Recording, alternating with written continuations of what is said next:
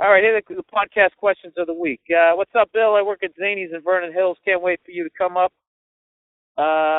Chicago. I'm actually out there next month for you people in the Chicago area. Anyhow, my question for your podcast is, when was the last time you were in a physical fight? I fought my older brother in a Red Roof Inn in December of 2003.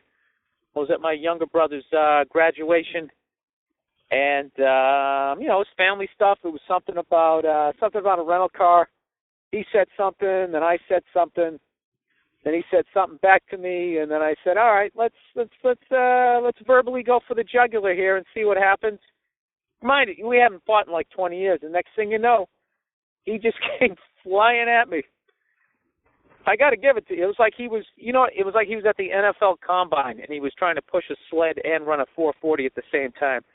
And he drilled me, and I went flying across the room, landed on the bed, and he started swinging on me. And actually, you know what? I really just sort of tied him up because I had the presence of mind to be like, I don't want to do this. I'm 35 fucking years old. I don't want to do this. So I guess, I don't know if it was physically, it did get physical. I don't know, I probably sound like a pussy in that story because I didn't fight back. I just tied him up. What am I supposed to do?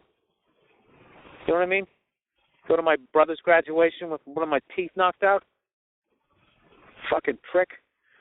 So that's basically what it was. The reality, last time I got into a physical fight, it was probably one of my brothers.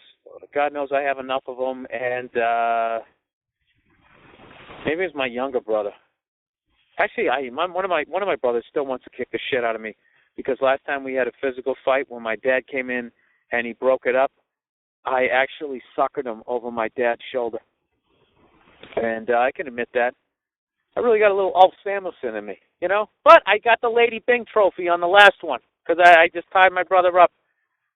Speaking of which, I hope somebody out there other than myself is watching the NHL playoffs. If you listen to this on Monday, you should tune into the Bruins-Canadiens Classic Series Game 7. Just awesome play on both sides in the last game. Could have gone either way. It was one of the craziest games ever. And I wanted to see it on YouTube. And, of course, you look it on YouTube, and it's all the Canadians are saying, you dumb Americans, and all the Boston people, you bunch of French frog-eating jackasses. And it's just fucking depressing. It's really depressing.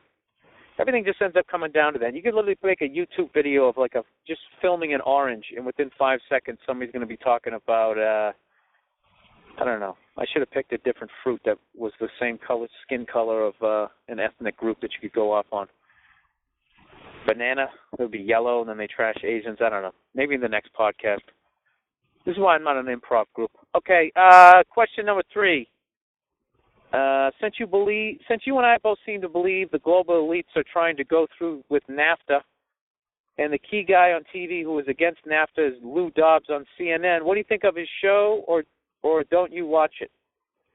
Actually, I don't watch that show. I don't watch any news programs because they never say anything, and then it just ends up being two people screaming at each other, and I feel like I'm watching ESPN.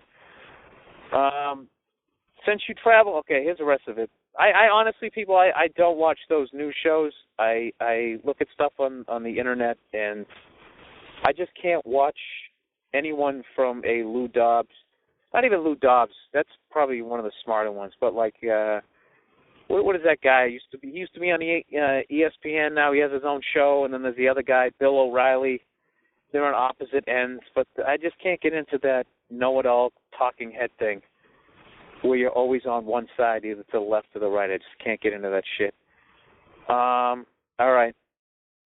That fucking answer stunk, but that's really what it is. Since you travel to big cities all the time, do you ever think about being in the middle of a terrorist attack, like a dirty bomb, or whatever the next 9/11 might be? If so, how do you think you would handle the situation? I would do what everybody does. I would fucking scream like a girl and run for cover. What am I, fucking Chuck Norris? If there was a dirty bomb, you know what I'd do if I figured out there was a dirty bomb? I guess a dirty bomb is what? They fucking put like a grenade with some tacks in it. I guess I would limp away if I could after it. But if it was like a some sort of, I don't know, what do you call that shit? Mustard gas? Chemical warfare. Do you realize in this one question here, I'm probably going to have my phone conversation listened to now, considering I brought up terrorists, dirty bomb, and then I talked about chemical warfare? You're probably listening to this. Next time I have phone sex, people are going to think I'm a fucking maniac. All right, where am I going here? Yeah, if I thought it would, if it was like mustard gas or some shit like that, I'd treat it like killer bees. You just start running in the other direction. Oh, by the way, this is something I learned about killer bees. You throw a rock at a regular beehive, regular bees will chase you for about 100 feet. Killer bees, on the other hand, will not only, there's more like soldier bees, they will also chase you for over 300 yards. So you remember when Tony Dorsett had that 99-yard run on Monday Night Football? You have to do that 3 fucking times. Okay? So considering they keep moving north, we need somebody better go to the gym out there. And I guess vibration really annoys them. But what I'm saying is basically if a bunch of bees start attacking you and you ran for 100 feet and they're still fucking, buzzing in your ear, huh? You like that shit? Is they're stinging you? Then you know they're killer bees. And you better start running, motherfucker, because you got another 2 football fields to go. Oh, God. You can't even jump in the water either, those sons of bitches, from what I've heard. They just sit there and they hover over you. All right. Question number 4. Being a baseball fan, I'm guessing you have seen a few games in Yankee Stadium. I'm from Texas. I'm an Astros fan, so we'll be visiting New York for the first time in May. We'll be catching the Yankees playing the Mariners. Any tips for me? Should I not wear my Astro cap? Any cool places I need to go? You can wear your Astro cap. Nobody gives a shit. Even if they were playing the Astros, they wouldn't give a shit because you guys really don't have any sort of history. You never won a World Series, no offense. Roger Clemens went over there, I guess, but it never really came back to bite him in the ass. You're fine. You'll be fine. Any tips for you? If you lose your cell phone or somebody else does, you meet at the bat right behind home plate. Ugh, I hate that fucking place. It's a great stadium. I can't believe they're leaving. I think that is the dumbest goddamn thing ever. That's such a great stadium. Why don't they just give it a facelift like they did in the 70s? All their mojo is in that park. You know what I mean? It's like, you go to Yankee Stadium, even as a fucking Red Sox fan, you still go there and you're like, God damn, Babe Ruth played here. Lou Gehrig, just fucking Joe DiMaggio, Mickey Mantle played center field right out there. It's an unbelievable place, and now they're just going to get rid of it. I really don't understand it. And burying the Red Sox jersey was one of the most retarded fucking things I've ever heard. How is that going to curse the Yankees?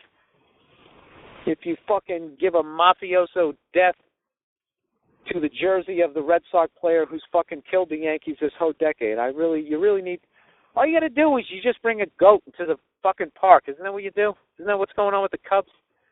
That really is the dumbest curse ever, the curse of the goat. Some guy brings a goat in the ballpark and they say you can't bring that in here. Then he goes, this team is cursed, and then you're cursed. That's bullshit. It's a fucking health code violation. Get your stinky-ass farm animal the fuck out of the ballpark. And come back when you're a human being. That doesn't curse a fucking team. You know what curses a team? Bad management and a poor front office. There's no such thing as a curse. All right, this fucking podcast is 23 minutes long. I got to get going here. All right, wrapping it up here. I was wondering, I went to see Louis C.K. the other night, and before he went up, he had a comedian open for him. And the guy was terrible, and I felt sorry for him. No one really laughed. No one really applauded. It was just a mess. So I was wondering, when you guys do gigs, do you bring an opener? Or is it just something that the club does? Some guys, bigger guys, bring openers. Sometimes I bring an opener, but most times I don't. I don't mind working with the local guys, unless they suck. And for the most part, they haven't. I've done real well. Seattle's got a great scene. Houston has a great scene. Denver, San Francisco, Boston, Atlanta. I don't know. There's a lot of funny guys out there. Every once in a while you get a guy who stinks, but it's been a while since I've had one. So, no, I think I said yes and no to that. Sometimes I do, sometimes I don't. I don't have time to get into it, man. Question number 6. What are the best and worst movies you've seen so far this year? Best movies were the two that, I don't know, No Country for Old Men, There Will Be Blood, and the worst I saw, I was in a hotel and I watched Smokey and the Bandit Part 3, where fucking, what's his face? Who's that guy? Not Bruce Jenner. What is his name? Burt Reynolds. He's not even in it. Terrible. And, all right, that's it. That's it for the fucking podcast questions. Please keep the questions coming. Questions are great. I like how most of them aren't even about comedy anymore, because I kind of answered all of those. And I like the conspiracy theories people are sending me. Here's a good one. Here's somebody's conspiracy theory. I love this one because this is just some shit that I would do. You just look at something, you don't even research it, and you just start thinking it, and you run with it. Here's one. Damn near 70 to 80% of families are now blended families, fancy term for step relatives. I think in about 100 years, maybe less, we're all going to be related to one another, which would mean we're having incestuous sex with one another. And then in parentheses, they wrote, ew. Anyway, we all started out as cavemen. Well, we're going back to that because we all know that when people who are related to one another screw one another, there's a huge chance that their kids are going to be retarded or deformed or both. That's what cave people were like, deformed retards. We're going to be hunched over, extra hairy, unable to speak normally, while looking like who done it and why. That's a pretty fucked up paragraph. But I love the next one. Starts off, look, I hope I don't sound like a mean asshole. No, not at all. You just said we're all going to be a bunch of hairy retards. But the older I get, I swear to God, people I come across on a daily basis seem dumber. I think that's because of my theory is already taking place. All right, there's a lot of holes in your theory. Okay, if your theory is correct that cavemen were a bunch of, what did you say, hairy, deformed retards, wouldn't they all just keep fucking each other and you would just have more hairy, deformed retards? I mean, I think they were more sort of early man, and then we sort of evolved. And I think we all are related. It kind of makes sense that at one point there was the first male and female, even if you go the religious way, Adam and Eve, we're all fucking related. So we all are having incestuous sex. But I don't think that's going to make us, I don't know. I hate saying retard anyways. I really shouldn't have been saying that. I have a superstition about it too. That if you say it more than 600 times before your first kid, it's just bad. I really don't fucking, I don't know. I probably shouldn't, I should have said mentally handicapped. All right, you learned something. I do have a soft side. Soft side. God bless people who actually, stick it out with the kid. They don't stick them in some home like the goddamn Kennedys, who had a mentally challenged kid and they stuck her up in the attic and then gave her a lobotomy. Then I think they sent her to the moon or something. That's one of my conspiracy theories. All right, that's it. I'm done babbling. Please keep the podcast questions coming. And here comes some upcoming gigs I have, which I should have done at the beginning of this because this one was really long. I'm going to be on the Opie and Anthony show, motherfuckers, on May 1st, Thursday, May 1st, to hype my return to Philly gigs at the Helium Comedy Club, May 1st through May 3rd. I will be going down to the Helium Comedy Club to do stand-up, and I made a special T-shirt for all the Philly people there because as insane as it was the last time I went down there, it actually, boosted my career, and I got a lot of fucking props for it. So I have a one-off T-shirt that I am only selling at those shows. So, whatever.